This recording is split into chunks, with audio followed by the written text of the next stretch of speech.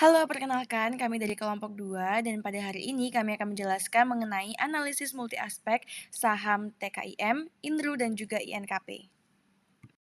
Untuk anggota kelompok kami di sini ada Kak Agung, yang kedua ada Kak Dini, yang ketiga Jessica Natalia, saya sendiri, yang keempat ada Ibu Rizka, Bu Aneke, Kak Daryl dan juga Brian Filbert. Pertama-tama saya akan menjelaskan tentang TKIM secara singkat. TKIM ini didirikan pada tahun 1972 yang merupakan anak perusahaan dari Asia Pulp and Paper yang merupakan juga bagian dari Sinarmas Group. Untuk fokus bisnisnya ada di produksi dan distribusi kertas, produk pulp, dan barang kebutuhan sehari-hari berbasis kertas. Untuk lokasi pabrik utamanya ada di Mojokerto, Jawa Timur, dan TKIM ini melayani pasar domestik dan juga ekspor. Untuk faktor internal pada kinerja perusahaan, di sini net profit margin-nya sebesar 0,16 yang menjelaskan bahwa bagi investor saham ini merupakan sinyal bahwa perusahaan memiliki efisiensi operasional yang baik dan juga memiliki potensi dividen. Lalu untuk ROE-nya sebesar 0,07 yang menjelaskan bahwa saham TKM ini lebih cocok bagi investor jangka panjang yang sedang mencari stabilitas. Pada ROA-nya sebesar 0,05 di sini menunjukkan adanya kapasitas untuk pertumbuhan di masa depan. Dan untuk debt to equity ratio-nya ada di sebesar 51,32%. Di sini termasuk positif karena risiko kebangkrutannya lebih rendah dan beban bunganya tidak terlalu memberatkan laba. Pada efisiensi operasional, di sini yang pertama dukungan terintegrasi dari grup Sinarmas, yang dimana TKM ini merupakan bagian dari Asia Pulp and Paper, jadi rantai pasok atau supply chain-nya bahan baku seperti pulp dan energi bisa lebih efisien dibandingkan pesaing. Lalu untuk yang kedua, skala produksinya besar, karena di sini kapasitas produksi TKM yang tinggi memungkinkan economies of scale, yang artinya biaya per unit produksi menjadi lebih rendah saat produksinya meningkat. Lalu yang terakhir ada diversifikasi produk. Di sini selain kertas cetak, TKIM juga mulai masuk ke produk bernilai tambah tinggi seperti kemasan ramah lingkungan yang memberi margin lebih baik. Efisiensi operasional ini sangat berpengaruh positif terhadap saham TKIM karena yang pertama meningkatkan profitabilitas. Efisiensi menurunkan biaya produksi dan juga meningkatkan margin keuntungan. Yang kedua, menjaga kestabilan laba di tengah volatilitas harga komoditas, yang dimana stabilitas laba ini akan meningkatkan kepercayaan investor yang sehingga akan mendukung harga saham. Lalu yang ketiga ada yang menarik bagi investor jangka panjang, karena di sini investor cenderung menyukai perusahaan dengan efisiensi tinggi karena lebih tahan terhadap krisis atau resesi, bisa menghasilkan cash flow yang konsisten untuk membayar dividen dan cenderung lebih kompetitif secara global. Selanjutnya untuk faktor internal yang kedua ada di manajemen dan struktur organisasi, yang dimana TKIM ini merupakan bagian dari grup Sinarmas. Jadi, struktur grup ini memberi dukungan sumber daya, akses pasar global, dan juga efisiensi operasional. Yang kedua, dari struktur organisasi terpadu. Operasional TKIM ini tersinkronis dengan perusahaan seinduk lainnya seperti INKP dan OKI Pulp, sehingga memudahkan koordinasi supply chain, produksi, dan juga ekspornya. Di sini manajemen dan struktur organisasi TKIM sangat berpengaruh positif terhadap saham. Karena yang pertama, meningkatkan kepercayaan investor, manajemen profesional dan pengalaman dari Sinarmas Group meningkatkan kepercayaan investor jangka panjang terhadap arah dan juga stabilitas bisnis TKIM. Yang kedua, dari efisiensi strategisnya, struktur organisasi yang terintegrasi mendukung efisiensi biaya dan juga logistik yang berkontribusi pada profitabilitas sehingga akan berdampak positif pada nilai saham. Lalu selanjutnya ada faktor eksternal. Yang pertama terkait harga komoditas global. Jadi TKIM ini kan sangat sensitif terhadap fluktuasi harga komoditas, terutama pulp dan energi. Jika harga komoditas itu turun, ini bisa menyebabkan biaya produksi menurun yang membuat margin laba naik. Lalu laba bersih ini juga meningkat, dan yang terakhir harga saham cenderung naik. Namun, jika harga komoditas naik, ini membuat biaya bahan baku dan energi meningkat. Lalu itu membuat margin laba turun yang membuat laba bersih menjadi tertekan. Nah, ini bisa membuat harga saham turun, terutama jika investor memproyeksikan penurunan laba ke depan. Selanjutnya, faktor eksternal yang kedua ada kebijakan pemerintah dan regulasi. Jadi, regulasi lingkungan, energi, dan ekspor itu sangat berpengaruh terhadap saham TKIM karena industri TKIM ini padat energi, padat regulasi, dan sangat tergantung pada izin. Selain itu, perubahan kebijakan juga bisa mengubah proyeksi laba dan persepsi resiko investor. Yang pertama ada regulasi lingkungan, ESG dan AMDAL. Jika TKIM gagal memenuhi standar, maka mereka bisa digunakan sanksi atau denda yang bisa merusak citra TKIM. Hal ini bisa membuat nilai saham menjadi jatuh. Sebaliknya, apabila mereka patuh terhadap standar ESG atau Environment, Social, and Governance, mereka dapat meningkatkan minat investor institusi, terutama global. Yang kedua, regulasi energi dan harga listrik. Kebijakan pemerintah soal tarif listrik industri dan subsidi batu bata sangat mempengaruhi biaya produksi TKIM. Biaya produksi TKIM ini akan mempengaruhi laba dan akan mempengaruhi harga saham juga. Lalu yang ketiga itu ada perizinan dan sertifikasi kehutanan. TKIM membutuhkan izin pengelolaan hutan untuk bahan baku yang mereka gunakan. Yang keempat ada kebijakan industri dan pajak. Nah, pemerintah ini kan memberikan intensif pajak untuk ekspor dan juga industri padat karya. Hal ini bisa menjadi hal yang positif untuk laba perusahaan dan mendukung harga saham. Namun apabila ada perubahan kebijakan fiskal, ini bisa mengubah hitungan profitabilitas yang terjadi pada TKIM. Hal ini akan mempengaruhi harga saham. Lalu untuk faktor eksternal yang selanjutnya ada kurs atau nilai tukar. TKM ini kan merupakan perusahaan berbasis ekspor dan bagian dari industri pulp dan energi. Mereka menjual produk ke pasar internasional yang berarti mereka menerima pendapatan dalam USD. Yang kedua, mereka juga mengimpor sebagian bahan baku dan peralatan produksinya, dan ini berarti mereka membayar dengan USD juga. Mereka juga memiliki sebagian hutang atau pembiayaan dalam USD. Nah, apabila USD menguat terhadap rupiah, hal ini bisa menjadi dua macam. Yang pertama, positif bagi TKIM karena pendapatan ekspor dalam USD ketika dikonversikan ke rupiah nilainya akan menjadi lebih tinggi. Namun bisa juga menjadi negatif karena jika TKIM memiliki utang atau kewajiban dalam USD, maka nilai utangnya ikut naik dalam rupiah. Hal ini membuat beban bunga meningkat dan juga biaya impor bahan baku atau mesin juga jadi lebih mahal. Yang selanjutnya, apabila USD melemah terhadap rupiah, ini bisa menjadi hal negatif bagi TKIM karena pendapatan ekspor dalam USD jika dikonversi ke rupiah akan menjadi lebih rendah. Ini bisa menurunkan laba bersih jika margin TKIM sangat bergantung pada nilai tukar. Yang kedua bisa menjadi positif jika banyak biaya dalam USD karena biaya bahan impor dan hutang dalam USD akan menjadi lebih murah yang membuat beban pada TKIM itu menurun. Hal ini juga mempengaruhi harga saham. Baik, saya akan menyampaikan terkait analisa nilai saham dari PT Ciwi Kimia Terbuka berdasarkan dari PBV, IPS, dan PER-nya.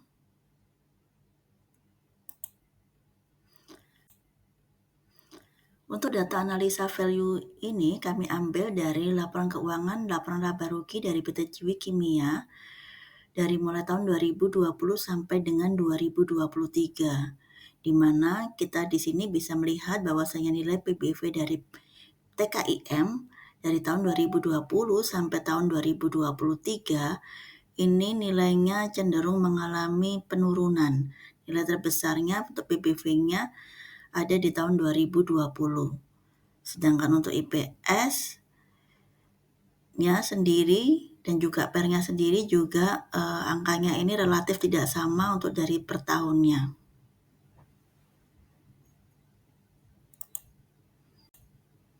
Nah, dari sini untuk yang pertama terkait dengan price book value-nya dari PT Ciwi Kimia dari tahun 2020 sampai dengan tahun 2023 dapat kita simpulkan bahwasanya memang terjadi pergeseran dari kondisi over value di mana memang PBV dari PT Ciwi Kimia ini lebih dari 1 yaitu 1,2 pada tahun 2020 namun menjadi ke arah under value pada tahun 2021 sampai dengan 2023 di mana memang PBV-nya mengalami nilai yang lebih kecil daripada 1.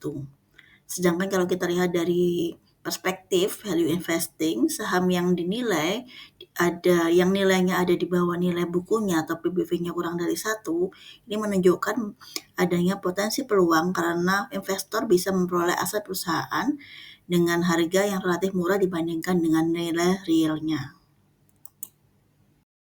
Berdasarkan nilai EPS (earning per share) atau laba per saham, kita bisa melihat tren yang cukup positif di awal.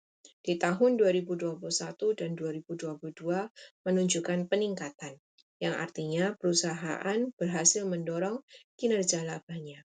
Namun pada tahun 2023 justru terjadi penurunan.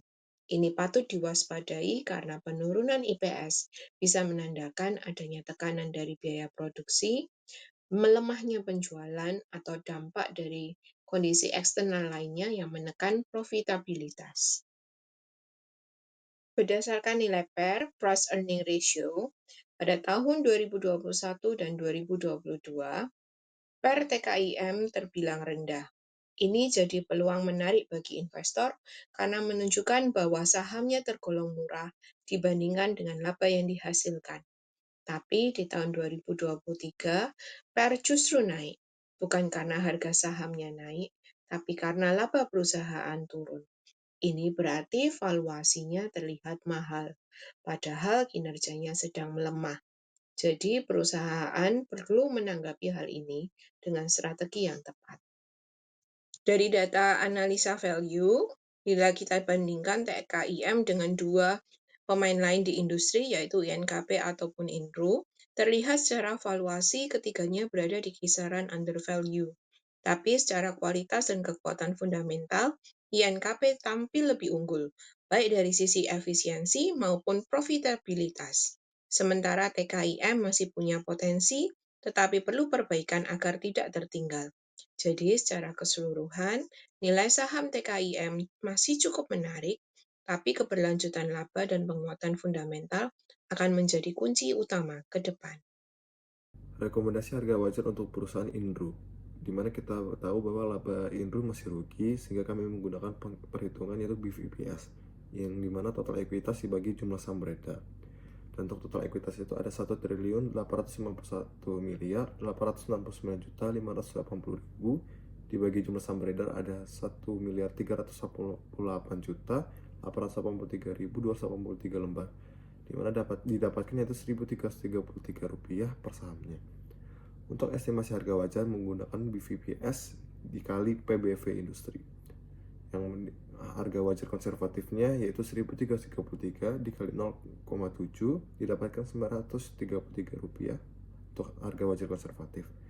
Untuk harga wajar realistis yaitu 1.333 dikali 1 kali yaitu 1.333 untuk harga wajar realistis. Dan untuk harga wajar optimisnya itu 1.333 dikali 1,2 didapatkan Rp1.599,6 untuk harga wajar optimisnya. Rekomendasi harga wajar untuk perusahaan INKP. Rumus harga wajar yaitu earning per share atau EPS kali PE industri. Untuk mencari EPS-nya itu dengan cara laba bersih dibagi jumlah saham, yang mana laba bersihnya itu 6.918.733.530.000 dibagi jumlah saham yang beredar, yaitu ada 5.470.982.941 lembar, didapatkan yaitu Rp1.264,62. Untuk estimasi harga wajar menggunakan PE industri 7 kali sampai 12 kali. Harga wajar konservatifnya itu PE 7 kali yaitu 7 dikali 1.264,62 didapatkan Rp8.852 untuk harga wajar konservatif.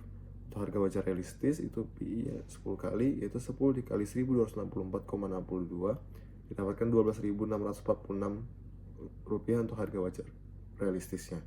Untuk harga wajar optimis PE 12 kali yaitu 12 dikali 1.264,62 didapatkan Rp15.175 untuk harga wajar optimisnya. Baik, saya akan menjelaskan tentang rekomendasi harga wajar untuk perusahaan TKIM. Dengan IPS sama dengan laba bersih dibagi jumlah saham, ditemukan sekian rupiah dibagi sekian lembar, menghasilkan Rp930.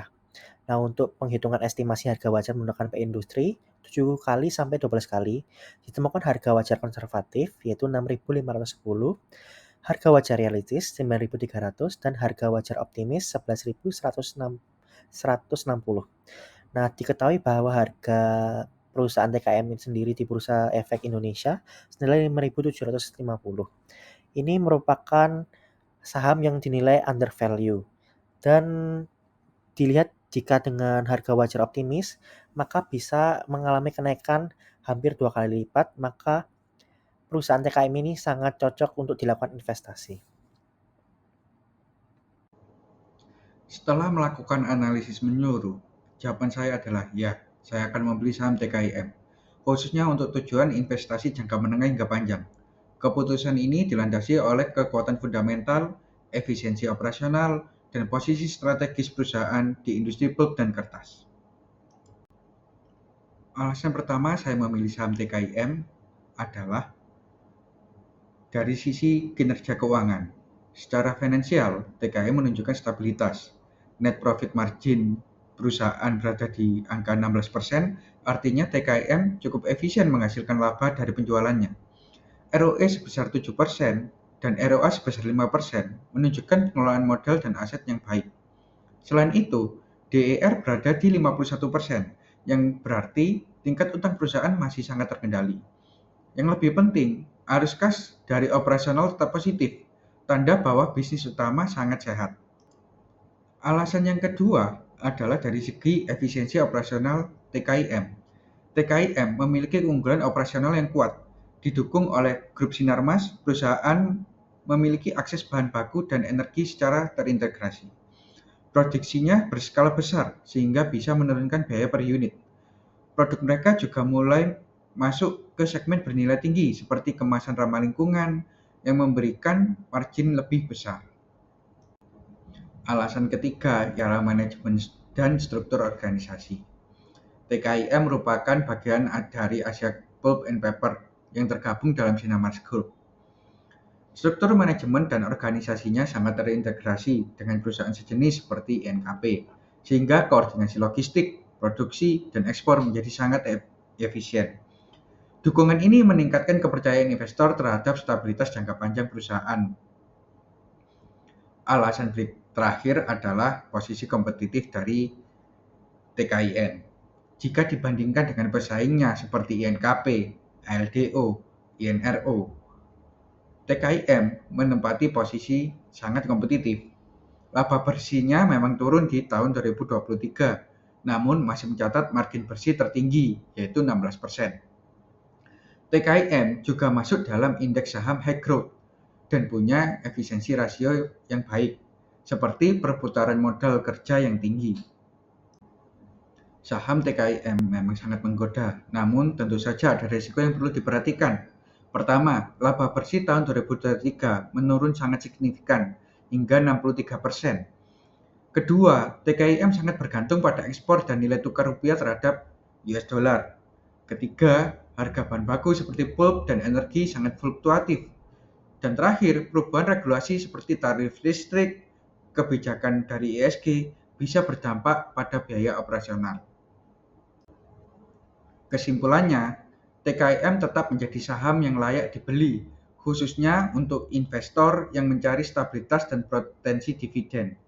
Perusahaan memiliki fundamental kuat dari segi efisiensi yang tinggi, serta dukungan ekosistem bisnis dari grup besar. Namun, investor perlu memantau nilai tukar, harga komoditas, dan strategi pertumbuhan perusahaan ke depan. Terima kasih.